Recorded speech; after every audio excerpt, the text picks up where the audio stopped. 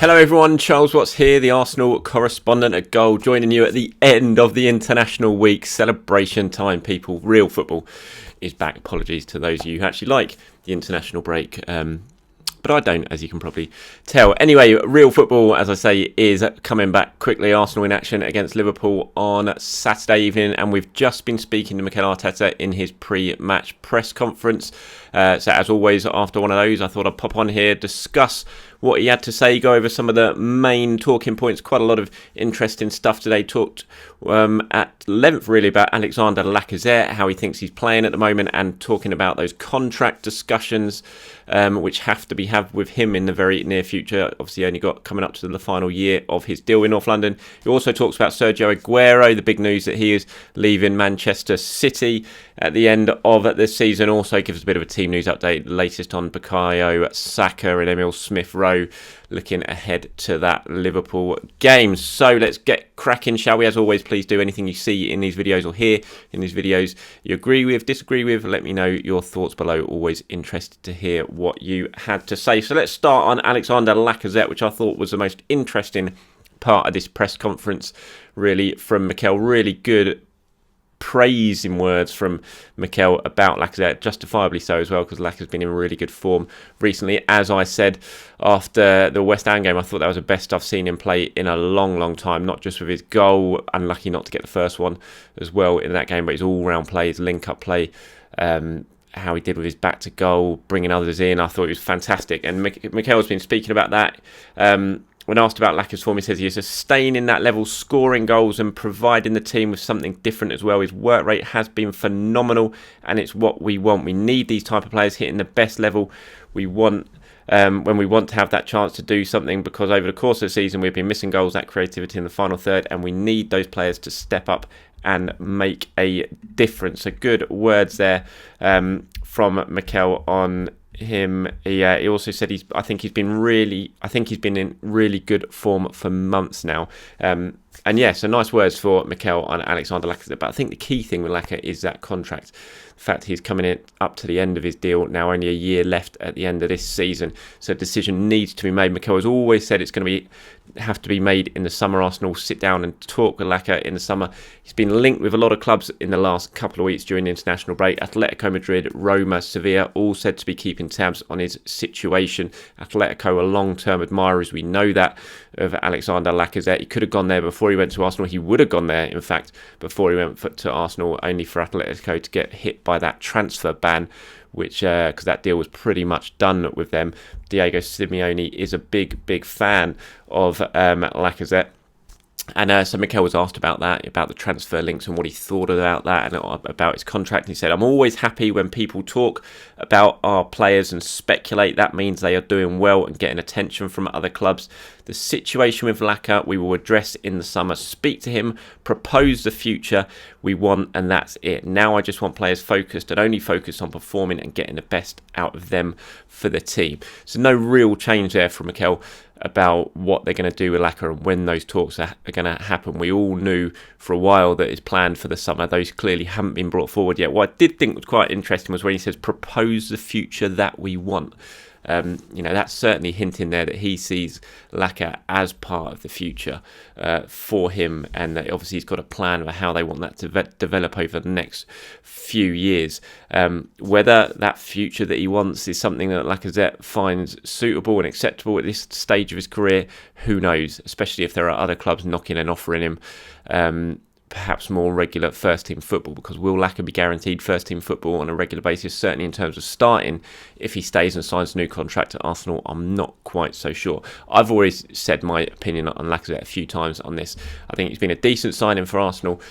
Personally, now I think you should look to move him on this summer. He has been in very good form recently, I fully admit that. I wouldn't be unhappy if he signed a new contract and stayed, because I think he's proven in the Premier League. You know he's going to score between certainly 10 and 20 goals this season if he stays. Like I said, his link-up plays good, his relationship with the other players is good, he's a very big presence in the changing room, the young players like him, so all those tick the boxes for keeping him. But I just feel Arsenal have got a few aging players on long-term contracts. If you're going to add Lacazette to that as well now, he's going to have no sell-on value in a couple of years. He's not exactly prolific.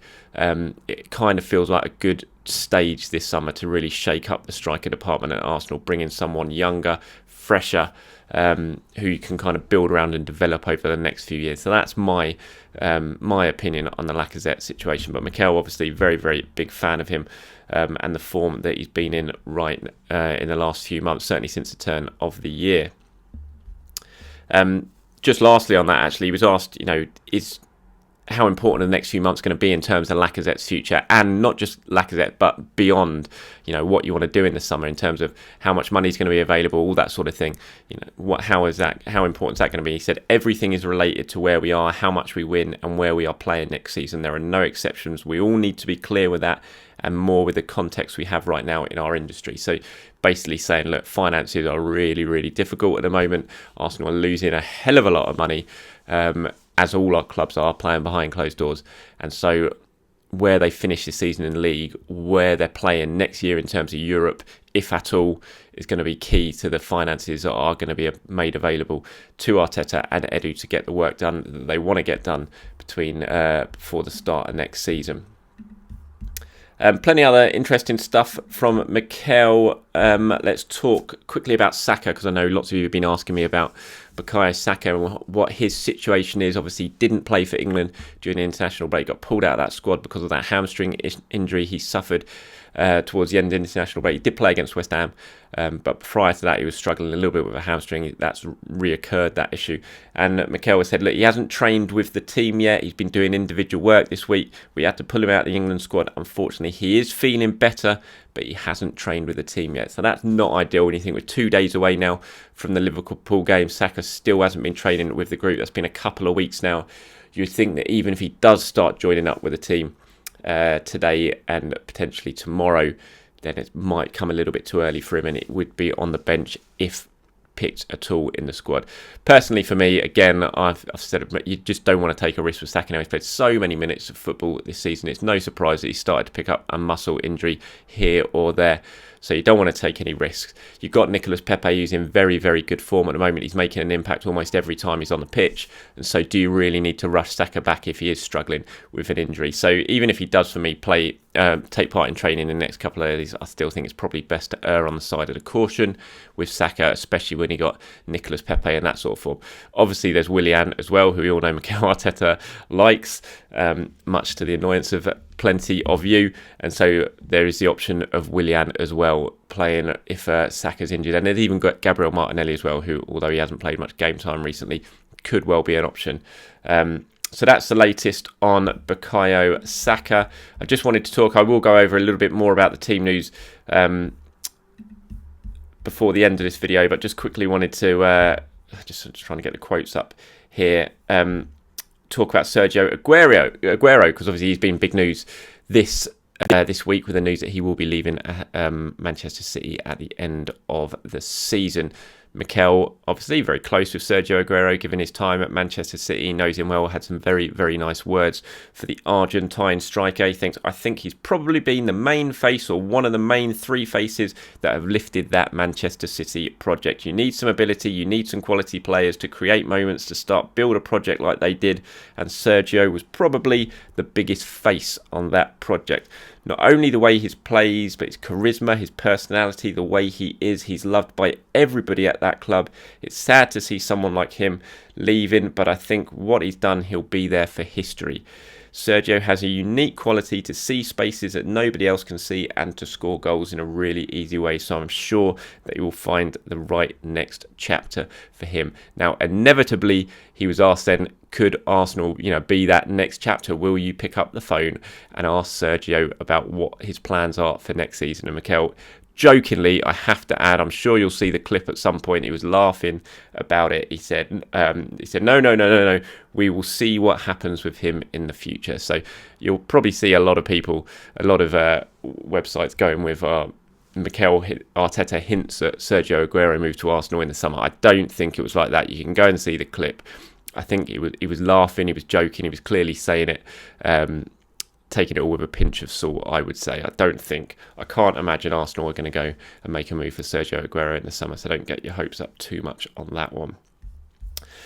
Right, let's quickly talk about some more team news ahead of the game against Liverpool at the weekend. Obviously, Emile Smith-Rowe didn't make it for the England under-21s as they went out yesterday at the Euros, despite that 2-1 win against Croatia. What a goal that was by the Croatian lad in injury time to knock England out. Much improved performance from England, but still absolutely shambolic overall in the tournament. How on earth Adi Boothroyd got that job in the first place, I don't know. But he surely no way he can survive this latest disaster in a tournament. But anyway, back to Smith-Rowe. He didn't play. He was, Boothroyd said before the game, he was very, very doubtful. Mikel Arteta has now expanded on that, saying he's got a hip problem and that's why he wasn't involved. He said he had some discomfort in his hip. That's why they decided to keep him out. We will see today how he comes back. We'll speak to the doctors and the physio and we'll see if he's available for training tomorrow. Now, again, kind of similar with Bukayo Saka. I'd say you're not going to need to risk Smith-Rowe. If there's any issue there, you let him rest up and make sure that he doesn't aggravate it further. You've obviously got Martin Odegaard who can play at the number 10. Odegaard played both games for Norway after limping off with that ankle injury in the first game in the international break. He's played a lot of minutes while he's been away with Norway, but you would think, given the fact he finished that game, where he finished the last two games for them, that ankle injury is fine, so he will be available to face Liverpool this weekend. And so you don't really need to risk Smith-Rowe. You can play Odegaard as a number 10, which he has been doing for a fair while. And you can either play Aubameyang on the left if you want to, with Lacazette as a central striker. You can play Pepe on the left. You can play Willian on the left. You can play Martinelli on the left. So you just don't need to risk Emile Smith-Rowe at all if there's any issue with him in that regard.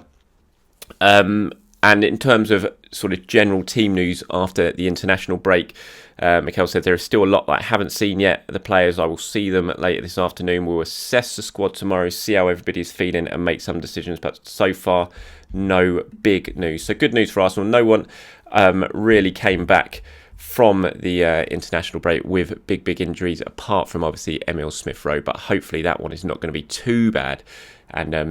And he will be okay, if not for this weekend, but certainly for the Slavia Prague game on the Thursday night. And you would think that with Bukayo Saka as well. I mean, that Slavia Prague game is so important. And that's why you just don't want to risk someone like Saka if he has got an issue this weekend. Even if there's a slight chance he could make it from Liverpool, for me, you rest him for that Slavia Prague game. He was asked about Slavia Prague and the Europa League and the Premier League and which game takes preference. Is a Liverpool game more important than that? And he said his only focus right now is the Liverpool game. Yes, the Slavia Prague game is massive. He knows that. But for him, he's still not ruling out the possibility of Arsenal qualifying for the Champions League via the Premier League. And look, I think it's very, very doubtful. I think a Europa League squad is the best bet you've got of qualifying via the Premier League. There's still 9 games to go in the Premier League. Arsenal aren't out of sight in terms of the teams above them, but they're certainly lagging behind in the race. There is an opportunity, so I can see why he's going to still prioritise the Premier League as well. For me, the Europa League is certainly takes preference between now and the end of the season, though.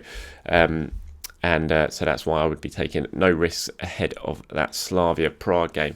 I will do my predicted 11 as always. I'm going to try and do that one tomorrow. I don't think I'll do it today because I'm definitely planning to producing a video tomorrow, looking further ahead to that Liverpool match and giving my predicted 11, which is going to be an interesting one actually, with certainly the injury doubts that Arsenal have had. I think the team news is going to be really interesting with the Slavia Prague game to come on Thursday night as well. Liverpool looking pretty strong, certainly in terms of the forward line for that match. Firmino back in training for Liverpool. He's missed a few games before the international break, but he is back fit again. Diego Jota obviously scored before the international break. He scored during the international break as well, so he's kind of picked up where he left off before his injury. Mane and Salah seem fine. So Liverpool going to have very strong options. They might still be without some of their defenders, which they have been all season, but going forward in attacking sense, they are going to be very, very strong.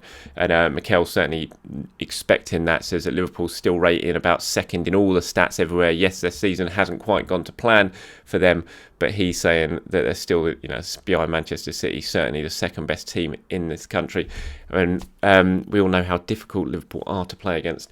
Although Arsenal did beat them at home at the Emirates this time last season, beat them in the Community Shield as well. Mikel was asked are you going to kind of approach the game this season like you did last year? Now, we all saw, Arsenal basically sat very, very deep against Liverpool at the Emirates last year. They won that one 2-1 after going behind. And sat deep, played on the counter-attack. I think they only ended up about 25% possession. And Mikel was asking, are you going to play in a similar way against Liverpool this season, or do you now feel your team is strong enough and has enough going forward to take the game a little bit more to Liverpool? And he said it all depends on how the match works out, but certainly his plan is not to have to sit back and completely rely on the counter-attack and drop deep against them. And he wants his team to take a little bit more initiative than they did last time at the Emirates. And they did that in the Charity Shield, in the Community Shield, whatever you want to call it, at Wembley. I thought they played a lot more, they showed a lot more intent going forward than they did in that league game towards the end of last season.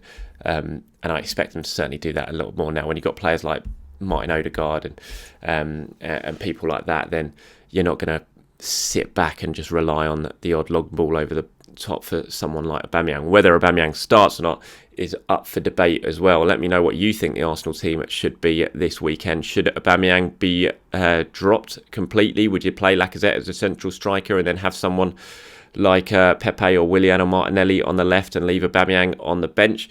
Let me know, as always, what you'll do. But like I said, my predicted 11 will come tomorrow. I will leave it for today. Right, that's about it for me. Thank you very much for watching. As always, everyone, I do hope you enjoy your Thursday. Keep a lookout for all the latest Arsenal news as it happens between now and Sunday's game. You can find me on social media at Charles_Watts on Twitter. I'm on Facebook as well. And please do head over to goal.com for all your latest Arsenal news ahead of the big game on Saturday. You can find my the story I've done from the press conference today, focusing on Arteta's comments on Lacazette, in the comments below. I'll pin that as the top story. Thank you, everyone. Enjoy your Thursday, and I'll speak to you very, very soon.